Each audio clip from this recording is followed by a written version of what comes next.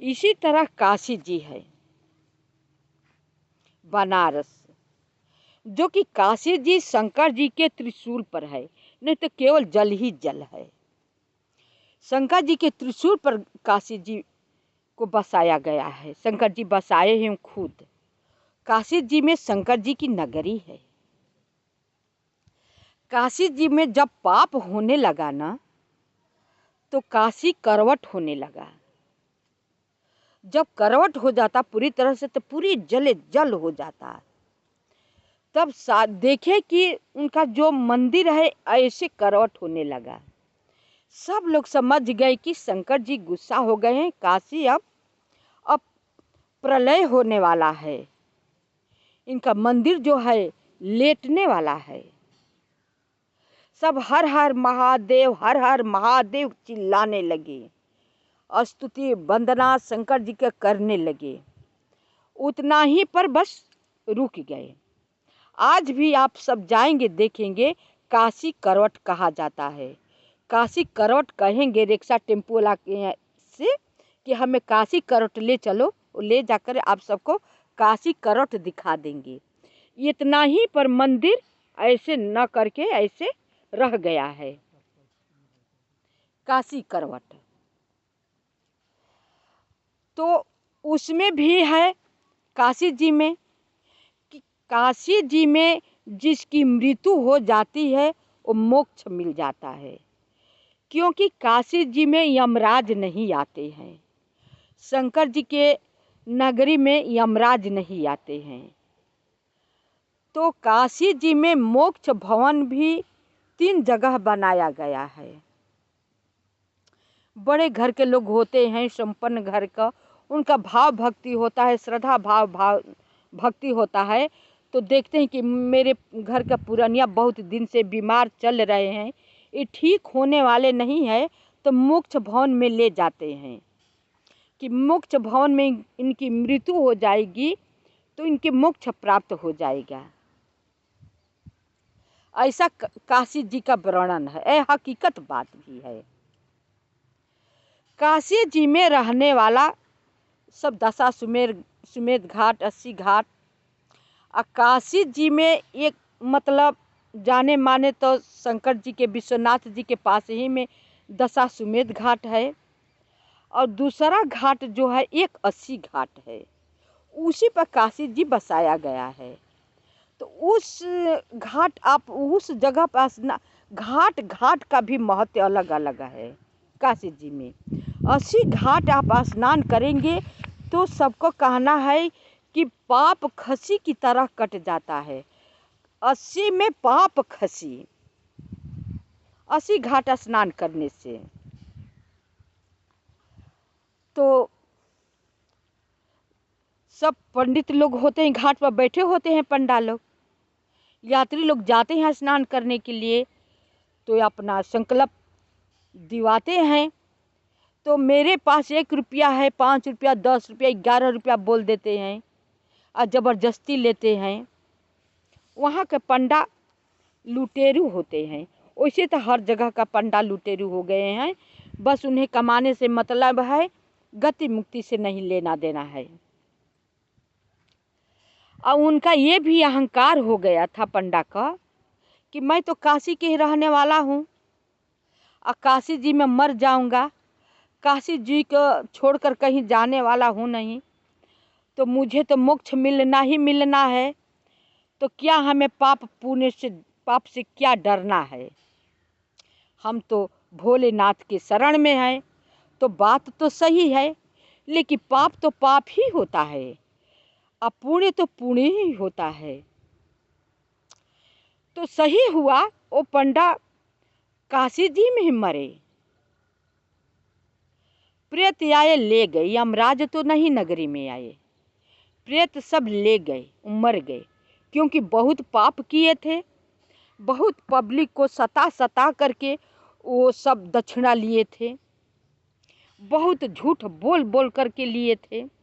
तो पाप ही न हुआ, प्रतिदिन पाप करते थे काशी जी में रह करके, तीर्थ स्थान में, वो भी गंगा जी के तीरे। तो ले गए और ऊपर न एकदम ऊपर न एकदम नीचे, बीचों बीच पहाड़ के कंदर पहाड़ पर ढकेल करके छोड़ दिए। अब तो न नीचे के रह गया न ऊपर को हुआ, वो तो कहीं के नहीं हुआ, प्रेत बन गया। प्रेत बन करके चिल्लाता चीखता, जहाँ जहाँ पर जानवर मिलता खा करके पेट भरता, नहीं तो इसी तरह भूखे प्यासों हजारों हजारों बरस तक रहा, तड़पता रहा। इसी तरह कुंभ लगा हुआ था। तो स्वर्ग से देवता सब आते हैं स्नान करने के लिए प्रयाग में, देवियां भी आती हैं। स्नान करके जब सब लोग जा रहे होते हैं तो पीछे से एक औरत जा रही थी, उसका सबका साथ छूट गया था। तो जो केस भींगे थे वो ऐसे ऐसे झटकारते हुए जा रही थी, ऊपर चली जा रही थी। कंदरा में वो प्रेत था, वो केस का जो पानी का बूंद था उसके मुंह पर जा पड़ा, तो थोड़ा सा उसे शांति महसूस हुआ। जो बेचैनी हमेशा बेचैन रहा करता था उसे कुछ शांत महसूस हुआ। अब वो चिल्लाने लगा, हे देवी, हे देवी, तुम कौन हो, कहाँ हो? तुम जरा इधर देखो, जरा मुड़ कर देखो, जरा इधर तो देखो, तुम कहाँ जा रही हो? चारों तरफ देखने लगी, कहाँ से कौन बुला रहा है। इधर देखो, गुफे के अंदर देखो। जब गुफे में दिखती है ऊपर से तो महाभयंकर प्रेत। अब तो डरने लगी ना देख करके कि ये तो प्रेत है, खा जाएगा। डरने लगी, डर के मारे वो कांपने लगी। बोली कि डरो मत, बोला कि तुम डरो मत मुझसे, तुमको मैं कुछ नहीं करूँगा। बस ये तुम बता दो कि तुम कौन हो, तुम कहाँ से आई हो, कहाँ जा रही हो। तुम्हारा केस का बाल का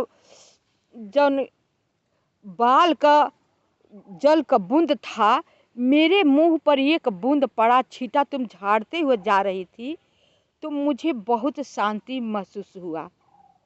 ऐसा करो कि हे देवी, अपने थोड़ा कमंडल का जल ले करके मेरे शरीर पर छींटा मार दो, क्योंकि मैं बहुत बेचैन हूँ।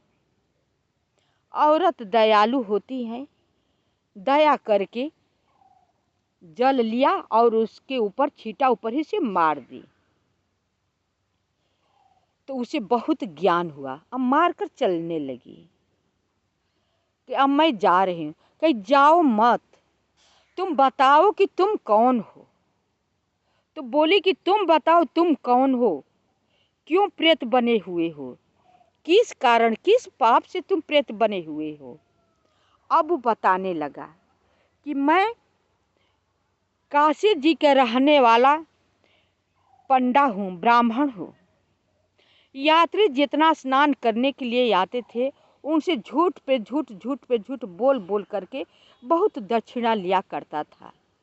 अब मेरे पास अहंकार था कि मैं तो काशी जी में हूँ, काशी जी में मरूंगा तो यमराज आएंगे नहीं, तो हमें ले जाने के लिए धर्मराज आएंगे, तो मुझे मोक्ष मिलना ही मिलना है, तो क्या पाप से डरना है। लेकिन ये बात गलत हो गया। यमराज तो नहीं आए, लेकिन यमराज का दूत आए, पिशाच आए। अब मुझे यहीं पर पटक कर चले गए, ऊपर नहीं ले गए। मैं न इधर का हुआ न उधर का हुआ, मैं प्रेत बन के हजारों हजारों साल से भटक रहा हूँ, बेचैन हूँ, तड़प रहा हूँ। हे देवी, तुम्हारे जल से मुझे शांति मिल गई है, बताओ मेरा उद्धार कैसे होगा। तुम कौन हो देवी? मैंने तो अपना परिचय दे दिया। तब बोली कि मैं यहाँ बागों के फुलवारी को रक्षा करने वाली मालिन हूँ। मैं भी मृत्युलोक का रहने वाली एक वेश्या थी। मैं पटना का रहने वाली थी। मेरा नाच तंबू संजोग का बात है कि प्रयागराज में आ गया। जब प्रयागराज में मुझे जब आना हुआ तो हमने देखा कि सारे लोग पब्लिक स्नान कर रहे हैं, दान पुण्य कर रहे हैं, सारे लोग धर्म चर्चा में लगे हुए हैं, धर्म कर रहे हैं। मुझे बहुत अपने अपने आप को ग्लानि हुआ। मैं ऐसी थी कि रुपया के सेज पर सोती थी, लेकिन जब प्रयाग में आई, जब देखी सब यात्रियों को धर्म करते हुए, तो मेरा मन जो है धधकने लगा, अपने को धिक्कारने लगा कि मैं कितनी पापनी हूँ। वो रुपया किस काम का? सारे लोग धर्म कर रहे हैं, मैं तो पाप पे पाप करी जा रही हूँ। चलो हम भी क्यों न आई हूँ तो स्नान कर ले। जब मैं स्नान करने के लिए गई त्रिवेणी में, तो सारे लोग कहने लगे, अरे इतने बेश्या है, इतने बेश्या, मत छुओ मत छुओ। ऐसे करते करते मुझे हमें पब्लिक ने धकेल दिया। मैं धारा में बहने लगी, कोई मुझे उबारने छानने के लिए नहीं आया। अब तो मैं डूबने लगी, सोची कि अब तो मैं मर ही जाऊंगी। सबका चढ़ाया हुआ फूल भी बहकर जा रहा था। मैंने सोचा कि हम नाचती रही, अपना मांस बेच बेच करके कमाया, कभी न तो दान किया न पुण्य किया। आज मैं मर रही हूँ। मेरे हाथों से बहा हुआ चढ़ाया हुआ फूल बहते जा रहा था, मिल गया। मैंने उसी फूल को विष्णु नमः बोल दिया, ओम विष्णाय नमः कह दिया उसी फूल को। मैं मर गई, डूब गई। जब ऊपर गई तो चित्रगुप्त जी सारे पाना उलटने लगे, तो बोले कि इसने तो कभी धर्म किया ही नहीं है, अच्छा काम किया ही नहीं है, बस चढ़ाया हुआ फूल को गंगा जी में बह गया है, यही विष्णु ओम विष्णु नमः बोली है दान की है। तो ऐसा करो कि इसे फूल की झांकी थोड़ा सा दिखा दिया करो और इसे पाप में ढकेल देना। अब इसे पूछ लो कि पहले फूल की झांकी लेगी फुलवारी के कि पाप भोग लेगी तब मिलेगा, आगे ले या पाछे में मिलेगा। तो वहाँ पर भी बुद्धि लगाना होता है। ये न कहे कि मुझे पाप ही भोगना है तो पहले पाप भोग लें तब पाछ में धर्म लेंगे, पहले धर्म ही ले लें, बाद में जो होगा सो देखा जाएगा। वो चालाक थी, कही कि जब जिंदगी भर मुझे पाप ही में रहना है तो क्यों अभी से पाप में जाऊं, चलो मुझे फुलवारी ही यहाँ के दिखा दो कि यहाँ की फुलवारी कैसी होती है। दूत ले गए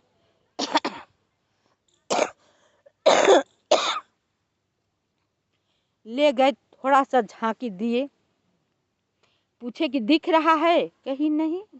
और आगे बढ़ाए, दिख रहा है, कहीं नहीं। और आगे बढ़ाए, दिख रहा है, नहीं। और आगे बढ़ाए, दिख रहा है, नहीं।